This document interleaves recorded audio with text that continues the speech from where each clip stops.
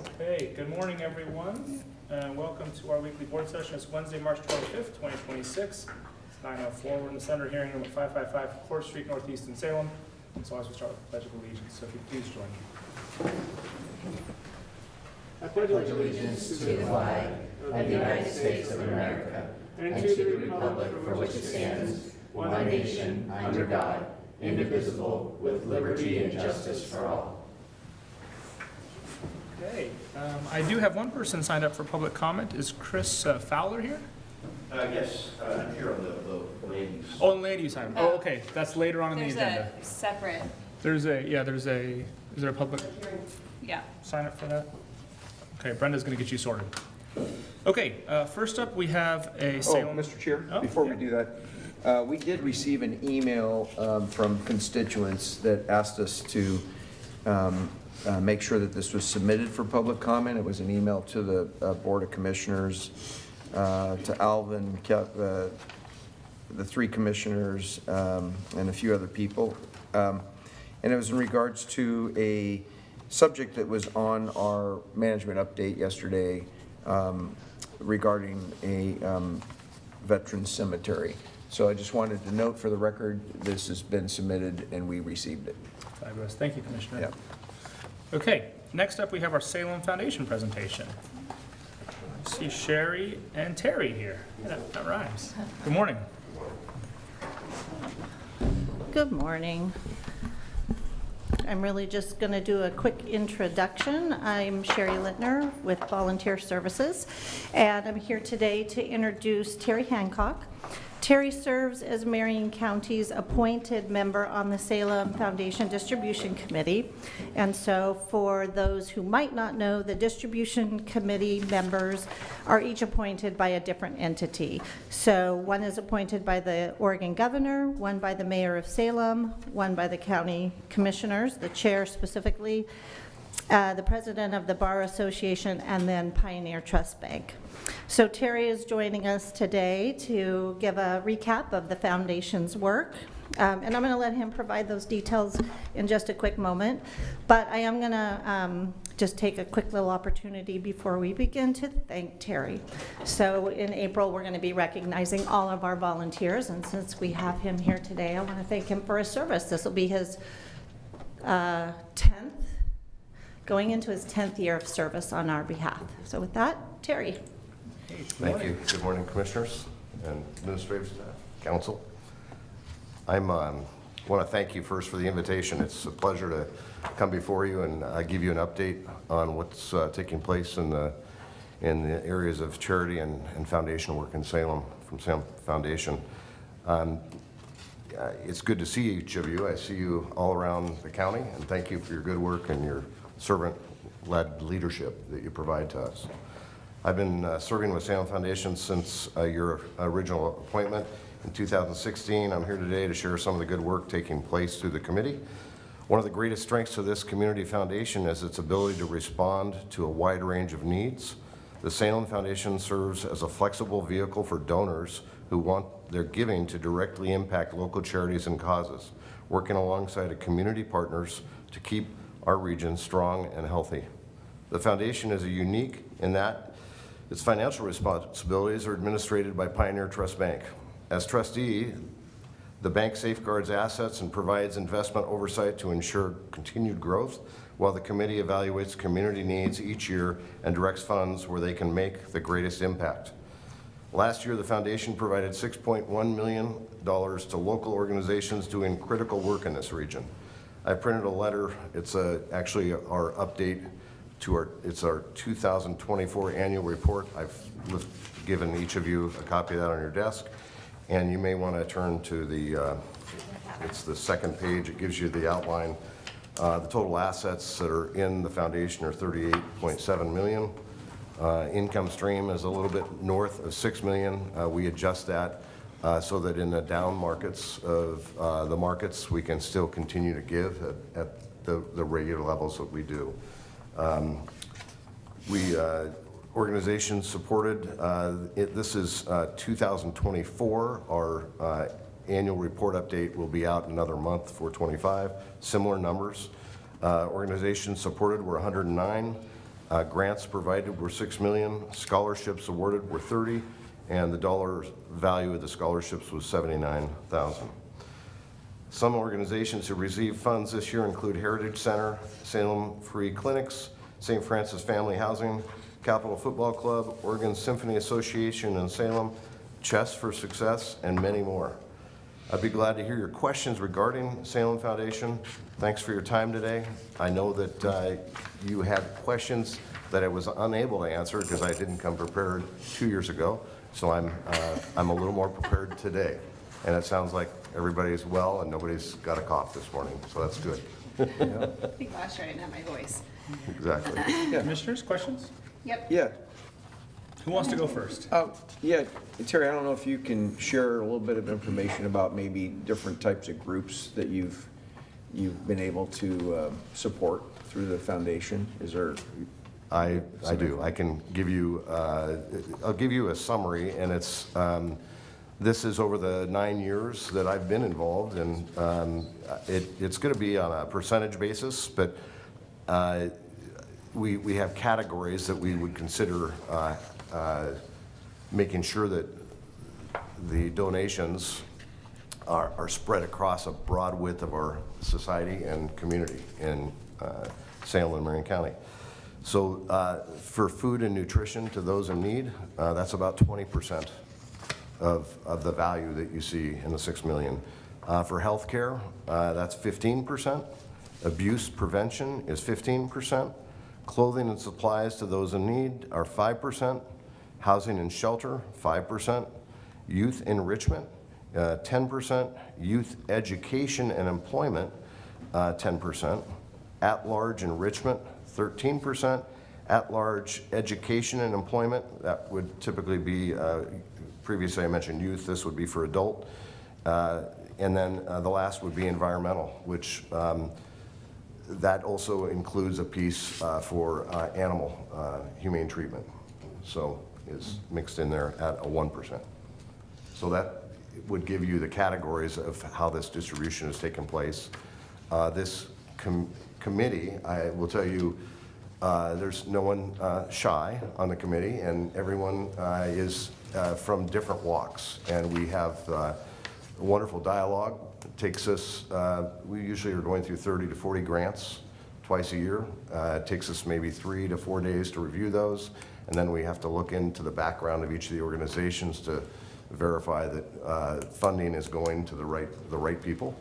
And we'll have some, we're all getting along just fine when we're done after a couple hours, twice a year. Sounds like the Board of Commissioners. Exactly, yeah, so, but that's our work, and again, grateful for the opportunity, so thank you. Commissioner Bethel, do you have a question? I do. Thanks for being here. So, how can the community be more aware of what these funds are going towards? I appreciate that there's 30 to 40 grants of these organizations, but what are they funding?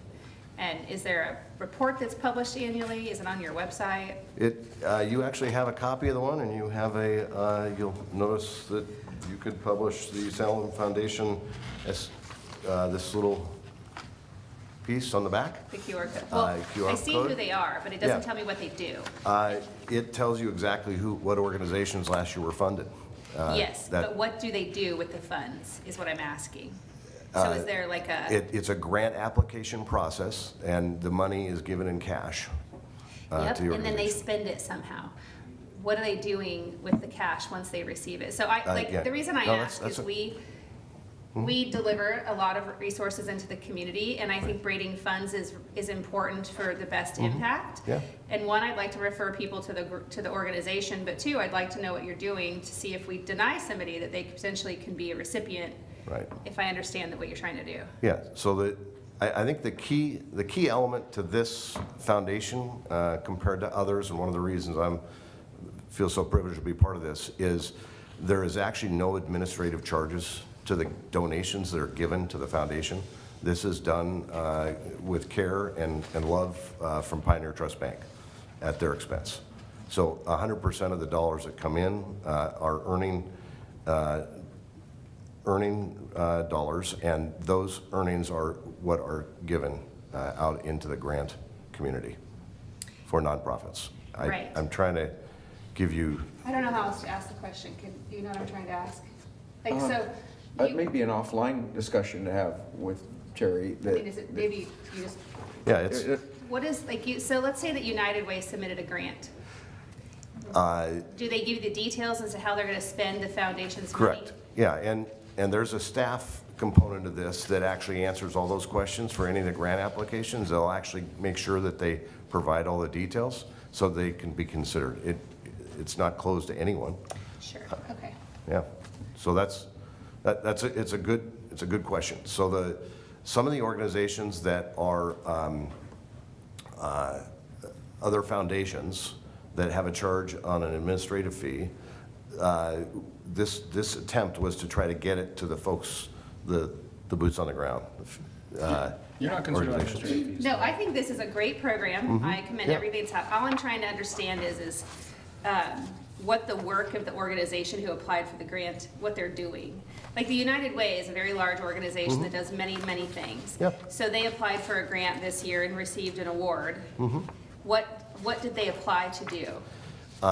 So I'd have to bring the 40 grant applications to be able to tell you specifically what each person, normally, each of these organizations, we're familiar with them. Sure. They return. Yeah. But they have found a way to have these funds help them start a new initiative, and usually the grants are for a different work each year.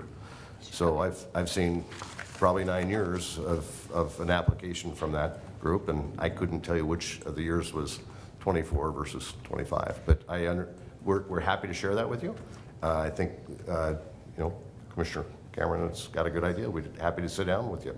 Yeah, I appreciate that. I just think it's, what I was trying to get at is what can the public see that this it's called the Salem Foundation. I understand that it's a Pioneer Trust Bank entity. People are making donations to it.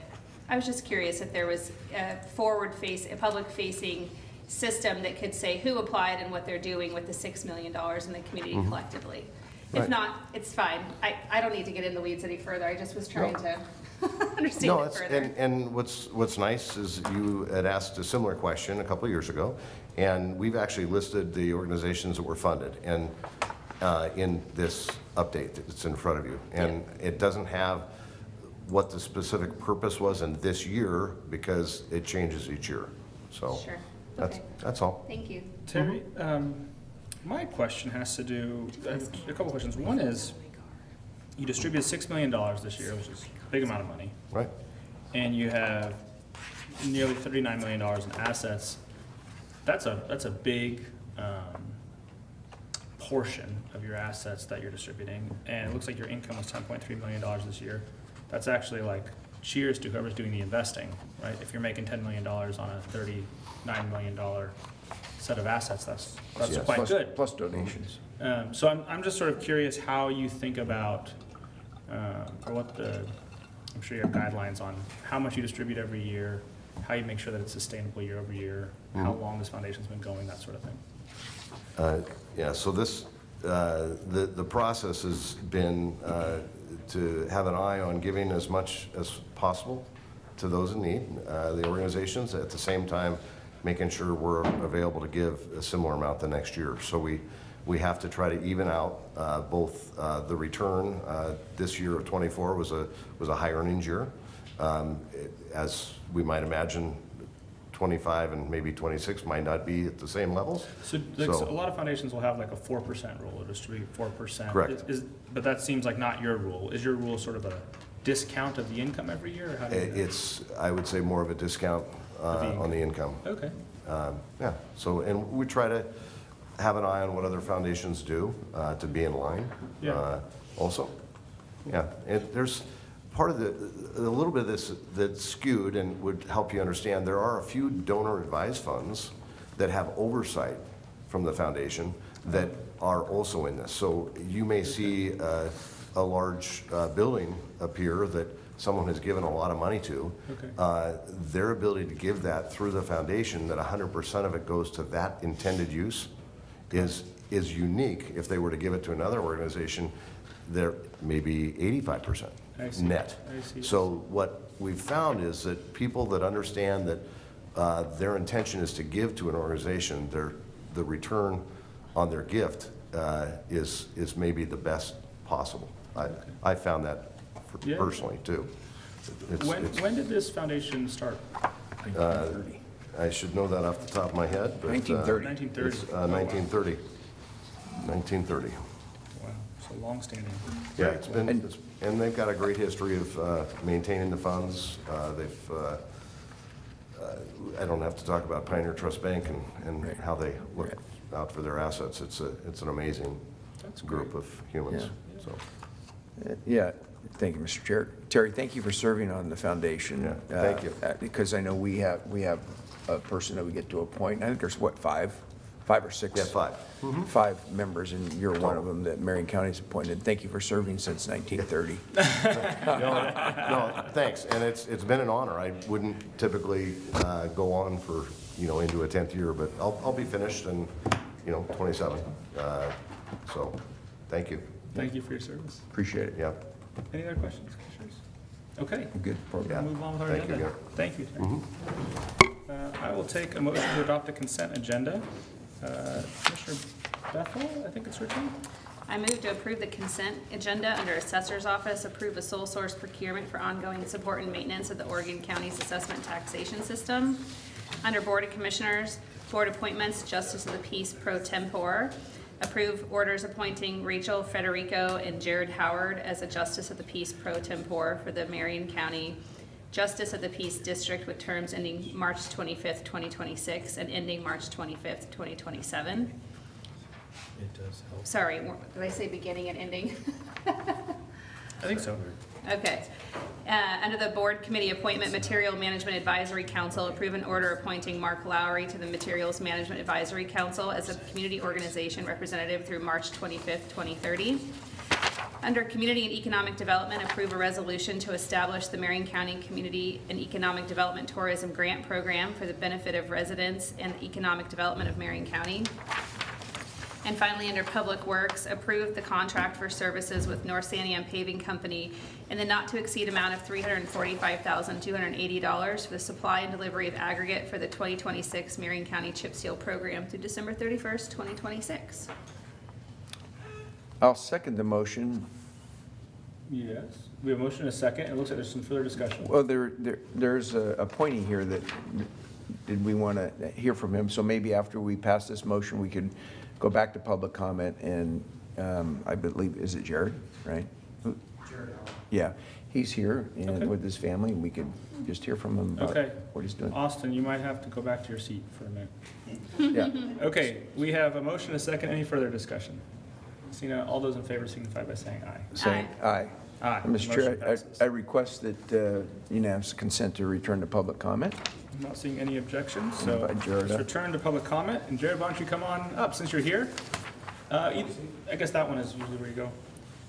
And introduce yourself for the record, and then tell us how the Justice of the Peace work has been going. Good morning, Commissioners and Council. Jared Howard. I don't really have. You'll want to talk into the microphone just so the public can hear you in the TV. There we go. Thank you. Good. Yeah. Good morning, Commissioners and Council. Jared Howard here. I don't really have a lot to say. This will be my 4th term serving as a pro tem Marion County judge. I think it's important that we all contribute time and energy and our skills where we can to the community that we live in. This is the community that my family and I live in, so I appreciate the opportunity to do so. It's an opportunity to expose my kids to a little bit of public life and to observe the session this morning. But I really came, I know this is a consent matter, I really came in case there were any questions. Oh, your microphone is not on. Can you go ahead and press that? Just bat it. It should turn green on you.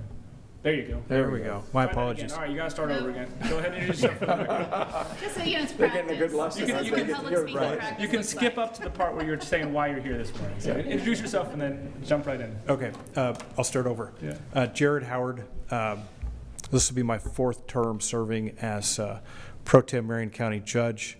I try to teach my children that it's important to volunteer your time and energy and skills into the community that you live in because it makes a better place for all of us. And so I appreciate the opportunity to do so again this coming year.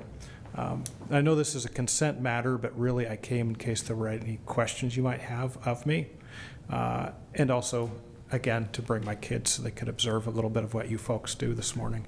Well, I'm glad you're still excited to do this after 4 years of work. So maybe could you talk a little bit about, I mean, how's it been? You know, sometimes folks get excited about public life before, or public service before they've done it. Sure. And then once they do it, Sure. not nearly as exciting as they thought it was going to be. Not so- But you're still here, you're still serving. So can you talk a little bit about kind of how that's been? Absolutely. So I enjoy the contrast. I've had a local law firm here in Salem that I started in 2009 specializing in real estate and business matters and things like that, where if I'm in the courtroom, I'm standing in front of somebody pitching an argument on behalf of my client. I enjoy the contrast of sitting back and listening to pro se parties or sometimes attorneys give me their arguments, and then having the ability to try to explain the process to them and why I'm reaching a particular determination. And it's usually a few times a month. If it were more frequent, maybe I would get tired of it. Yeah. Fair enough. Any questions, commissioners? I just feel like your kids are supposed to be on spring break, so this is like extra credit that you should tell your teachers about. Yeah. Very good. Well, good, and appreciate your service, but for the youth that are in the room, we have thousands, Sherry could tell us, we have thousands of volunteers. You can walk dogs, you can do all kinds of things, and every person that does that matters. And so from being a judge or a dog walker, or all the different volunteers that we have really make Marion County go. So there's lots of places to serve, and just want to thank you for the place that you found, and that you get joy out of that. It's really good. Thank you. I appreciate the opportunity. Well, Thank you. Nice to see you. Appreciate it. Okay, now we're gonna go into our, well, let me I just wanna make sure I'm doing this right. We're gonna consider whether to, Just I'm move sorry. You're Yes, right. number 7, you're right. You're right. Yep. I know that there's extra information on here, but we're still under an item of action. Okay, we're gonna consider whether to accept or deny an appeal of the hearings officer decision denying administrative case number 25-026, Denise Burnham. Now Austin's gonna come join us. Good morning. Of course, the first time I walk up here early, getting the time to go back, you know. I'm never gonna criticize you for being early, as someone who aspires to that someday. Thank you, appreciate that. I'm pretty proud of myself. For the record, Austin Barnes with Marion County Planning Division. As you said before, we are here to consider accepting an appeal of the hearings officer decision denying administrative review 25-026 Denise Burnham. The staff recommended motion is to accept the appeal of the hearings officer's decision. You'll see on there in the board session agenda review form, we had a suggested hearing date of April 15th. That is no longer on the table, doesn't work for the applicant, so we can scrap that. We will schedule a hearing at a later date with them. The other options for consideration are to deny the appeal and uphold the hearings officer's decision, or remand the matter back to the hearings officer. Staff recommends to accept the appeal because the applicants, or the appellants, which are the applicants, have provided new arguments and request the board's interpretation of Marion County Code 17.136.020A, which is farm use, and the definition of farm use, which is Marion County Code 17.110.223. This application is to determine if operation of a site for placement of hydraulic vacuum extraction is a farm use on a 129.45 acre parcel in an exclusive farm use zone located at 21875 Butteville Road. As I said before, the staff denied the application, which was appealed to the hearings officer. The hearings officer denied the application as well, and we both found that this was not a farm use and did not bear enough proof that this was exclusively for farming practices or farming purposes. I'm happy to explain or answer any questions that you may have as well. Okay, so the decision before us is whether to accept this appeal. Correct, and we're recommending that you do. Okay. Commissioners, do you have any questions for Austin? No, but I mean, I don't right now. That's not necessarily Yep. true. I don't really know what the contents of a hydraulic vacuum is. So could you help me understand that? Yes, definitely. So these are the large, people call them in the industry Vactor trucks, but they're those large trucks with tanks on the back of them and a really large industrial hose. Then in this application, what they're doing is they're sucking up a slurry of water and dirt that is made from roadside trenching for utilities or telephone poles or other sorts of dirt extraction that are used for various construction projects or utility projects. So what they're doing is these trucks come, and instead of having excavators come dig out all the dirt, they spray water, and then the truck with basically a giant industrial-sized vacuum sucks that up into the back of the truck. And then normally this truck would go to like a dump station to dispose of the waste, let it dry out. But in this case, what they're doing is they're going to someone's farm property, and what they did on the farm property was kind of make a large hole in the earth, and then they're dumping that slurry of water and dirt into that hole. And this was brought up as a code enforcement issue about 2 years ago, and so they've applied to determine if that is farm use. What the applicants are saying is this is farm use. We're trying to level the land. We want to put dirt back there to then grow filberts on top of to extend their orchard. What we have found is that that is not true, and this is more of a dumping operation for that industrial hydraulic waste or soil, and so that is the operation that is happening at this property. Is the owner of the hydraulic vacuum the owner of the land? No, so the owner of the land kind of contracted, as you might say, with an excavation company that dug the hole, and then that excavation company, and I don't know exactly all the deals of how they got other hydraulic extraction companies, Vactor trucks, to come there, but then they contacted different companies that operate these to come dump there at the site, and they pay them a fee to dump at the site. Or sorry, the trucks pay a fee to dump there. Okay, I think we should probably take the appeal, Recommendation. and then we can kind of dive deep Decide into what this. Into yeah. the facts at that point. That's what that makes sense to me. Are you okay with that? Sure. So, Mr. Chair, if you're ready, I would make a motion to accept an appeal of the hearings officer's decision denying administrative review case number 25-26, Denise Berman, and the hearing date to be set, public hearing to be set later. I'll second the motion. A motion and a second. Is there any further discussion? Seeing none, all those in favor signify by saying aye. Aye. Aye, the motion passes. Okay, now I'm going to open a public hearing to consider comprehensive plan amendment zone change case number 24-007, Bruce Ernst. I have it. The board has had the opportunity to review the documents contained in the record and has had no ex parte communications regarding this matter unless specifically disclosed. If there are any objections to notice, jurisdiction, or conflicts of interest, the parties can raise them during testimony. The planning staff will list the applicable criteria for the application. Testimony and evidence must be directed towards the applicable criteria. Failure to raise an issue accompanied by statements or evidence may preclude appeal on that issue. We're going to start off with our staff report. Austin. Thank you. Again, this is Austin Barnes with Marion County Planning. For the record,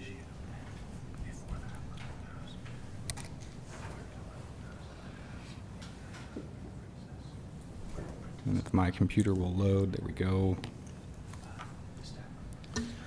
So the application today is the application of Bruce Ernst to change the zone from EFU, which is exclusive farm use, to C, commercial, and to change the comprehensive plan designation from primary agriculture to commercial, with an exception to statewide planning goal 3, agricultural lands, on a 1.6 acre section of a 13.85 acre parcel located at 19937 Highway 99E, just outside of Aurora.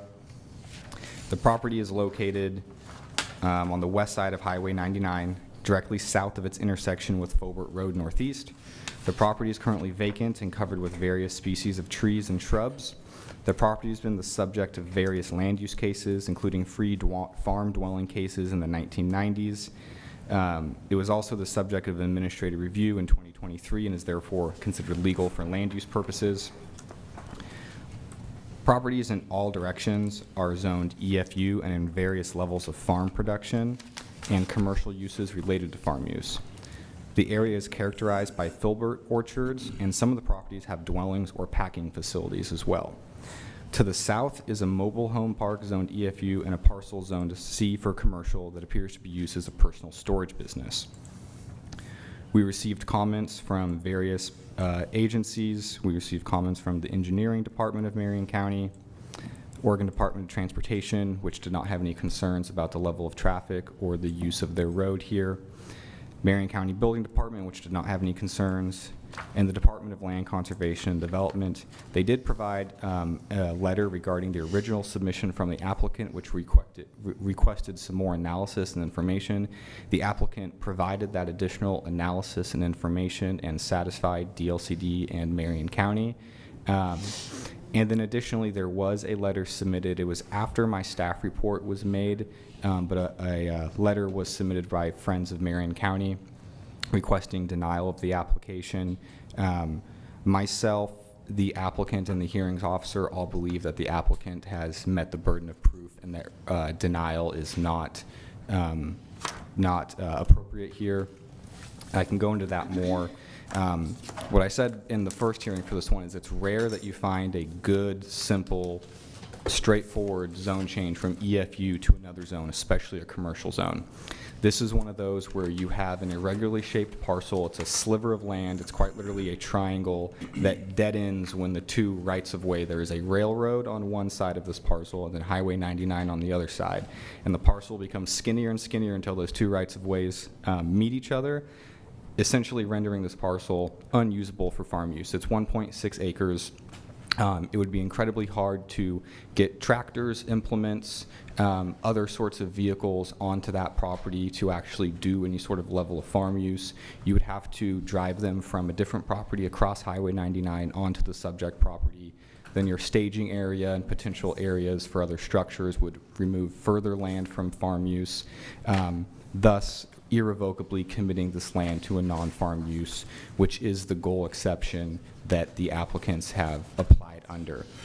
And an irrevocably committed exception essentially means that we're saying that all the land and the uses around the subject parcel irrevocably commit it to a non-farm use.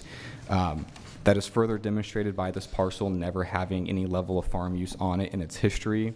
The applicant is actually a farmer that operates multiple other farm parcels around the county, has a hazelnut orchard across the way from this one, but has been unable to, and it's not economically viable, or I would say probably a good use of time to try to move all the equipment back and forth across multiple rights of way to farm a 1.6 acre parcel of land that also does not have water rights. So based on this, staff believes that the applicant has met the burden of proof and recommends approval of this zone change and comprehensive plan change. In the record, there have really been no adverse impacts identified to other properties. Our engineering department didn't have any issues with this, neither did ODOT. Additionally, there are no floodplain streams or natural hazards or anything else that would sort of prevent development or make it hard or maybe make it unwarranted on this parcel. So staff recommends the application be approved. We agree with the applicant's submissions and testimony, and I will stand for any questions you may have. Okay, are there any questions for Austin? I do. Yeah, please. So in the letter that was submitted by the 1,000 Friends or whatever they are, I don't know how many pages this letter is. I think it's on page 2 of their letter from the Friends of Marion County. It says, the staff report itself is contradictory. It says the parcel is surrounded by EFU zoned land that is in filbert production, but then it says the parcels in the areas are in commercial or residential use. I actually found that to be contradictory myself when I was reading through the documents, including some information I received from legal. So which is it? And is it a contradiction or is it just a lack of clarity? I'd say I probably could have worded that better, but it's both. So most of the lands around here are zoned EFU, except for the commercial zoned land directly to the south that's a storage facility. But within those EFU lands, there are commercial uses, farm uses, and residential uses. So we've got a mobile home park to the south, and we have a really large, I think it's the George packing facility for hazelnuts, really large hazelnut packing facility directly to the south. And then to the northeast, there is another commercial farm operation that looks like it is either another hazelnut packing facility based on the large pole barns and the really large, they have really large stacks of wooden bins for collecting produce and other farm products. Okay. So it's a mixed use area. Yeah, yes. Okay. And so what I was trying to say by that is, we have farm uses, but there are also commercial levels of uses, so there's high traffic amounts and noises, smells, and other things happening, so this wouldn't be so out of character for the area for commercial Thank you. use. That's helpful clarification. Okay, Any I'm questions? good. Okay, Mr. Fowler, I have you signed up, but before you start, my legal counsel said I have a technical issue I have to address. So is it okay if we recess for just a minute? So the technical issue is we had a miscommunication. The applicant has a PowerPoint. We do not have the capability at this moment for him to show the PowerPoint, so we have printed it and you now have it in front of you. Okay. So we should be good to go, and I believe the applicant has agreed to that accommodation. Okay. Thank you, Council. Thank you, Commissioners, Coordinator. First, I'd move to submit my presentation into the record. We have it. Thank you. So I'm not going to belabor the point or repeat much of Mr. Barnes' testimony. He summarized it adequately. I think I'll go into a few things I think that are a little more in depth about both the hearing officer's findings and the Marion County staff report that I think illuminate and highlight the reasons that we request this zone change. And finally deal with some of the specific points in response to the Friends of Marion County letter. So first, you're aware that it's changed from EFU to C. The reasons are there's no water, it's really narrow, it's hard to get to. You just can't farm there. It's never been farmed. As Mr. Barnes highlighted, the area is mixed use. There's a lot of trucking in and out of that packing facility. So no change to the neighboring parcels or anything of that nature. It's consistent with that use. It's not inconsistent with any of the other neighboring parcels because of where it's bisected, particularly by Highway 99 and the railroad right of way. So to move quickly to a couple things that I thought were especially important in the staff report, I would highlight first a description of the land from the Marion County staff report. It says the land is segmented and broken off from the lands around it due to the existence of a railroad right-of-way to the west and Highway 99 E to the east. I think that very adequately describes how disconnected this particular piece of property is from the local farming uses. So I could focus on anything that you want today. You have adequate legal counsel. Obviously, you probably don't need for me to explain the standard of review to you or go through the OARs, which would be pretty laborious, but I'm happy to do that if you do have questions about it. The main point, again, that we want to make is that it's just not capable of being used for farm use. It's not within an unincorporated community, and it's not in industrial use. And Marion County has adopted a rural commercial zone, which has been acknowledged as complying with Goal 14, which further argues in favor of granting the request. The subject's, again, from the Marion County staff report, the subject's property's relationship with other lands in the area is that it doesn't have any. Due to its separation, and it's been left as wasteland, and it's overgrown with trees and shrubs, which my client would obviously like to turn into some more productive use for the county. Finally, to go over some of the points from the Friends of Marion County letter, they've proposed a few potential other uses for the property, none of which are feasible, including grass, seed, or hay, timber harvest, cattle, or sheep. And you just can't do that on 1.6 acres, as the commissioners, I'm sure, well know. It takes over 500 acres to run a grass seed farm or a hay farm. Timber harvest requires 20 to 40 acres. Cattle and sheep would require at least 300 to 500 ewes or calves to be sustainable. So none of those would be acceptable farm uses that Oregon law would require as an alternative use for this property. The fact is that it's just tiny, narrow, and has no water, can't be used. It shouldn't have been zoned this way in 1975, probably, but the legislature at that time did not use a scalpel to carve up every single inch of land, and so this is sort of just setting what we think should have been the case all along, back to the status quo. And if there are no other comments, I'll rest. Thank you, Mr. Fowler. Are there any questions for the applicant, commissioners? I do have one. Thank you, Mr. Chair. There's no water rights, but is there water available? No, Commissioner. So the operation won't have water for sanitary services or? Right now, the current zoning for the property does not require any sanitary services, any sewer, any water like that.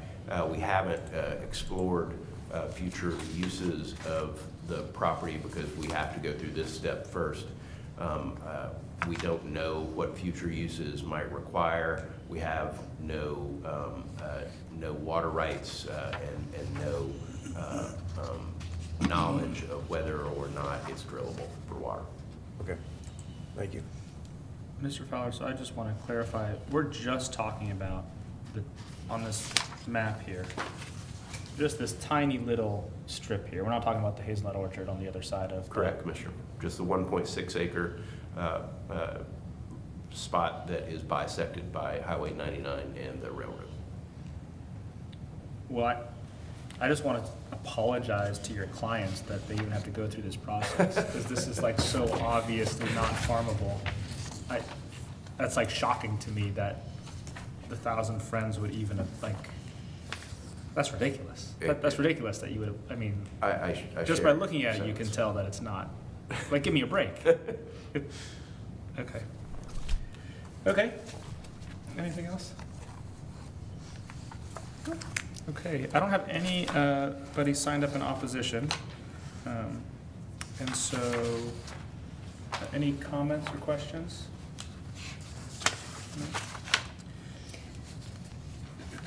Actually, I do have a question, and it might be for the applicant. How are the abutting properties, how do they receive water? And if you're gonna answer, you'll have to come to the microphone. I do not know the answer to that. I suspect that the Mr. Ernst knows. He may. You have to know how many of those Evol facility or packing facility. They must have their own well or something on the Okay, place.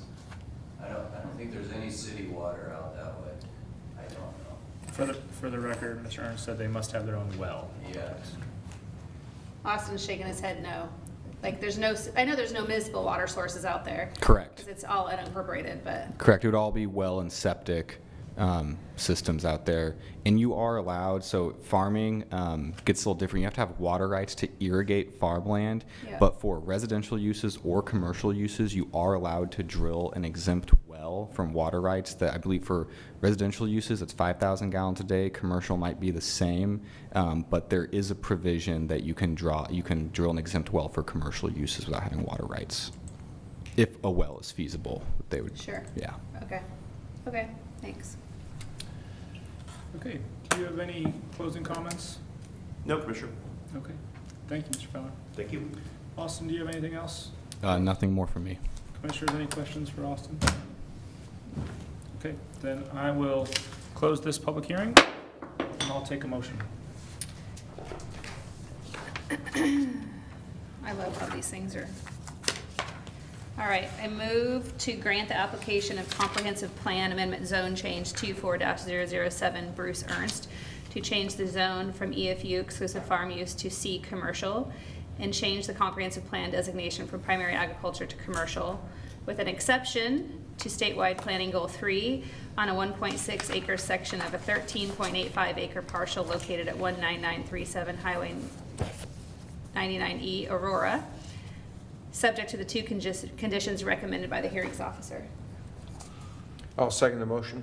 We have a motion and a second. Is there any further discussion? Seeing none, all those in favor signify by saying aye. Aye. Aye. Aye, the motion passes. Okay, thank you, gentlemen. Thank you. I don't have anything else on my agenda for today. Commissioners, do you have anything you want to add to the record? What was I gonna say? There was something I was gonna say earlier, but it wasn't important, obviously. Okay, then we are adjourned.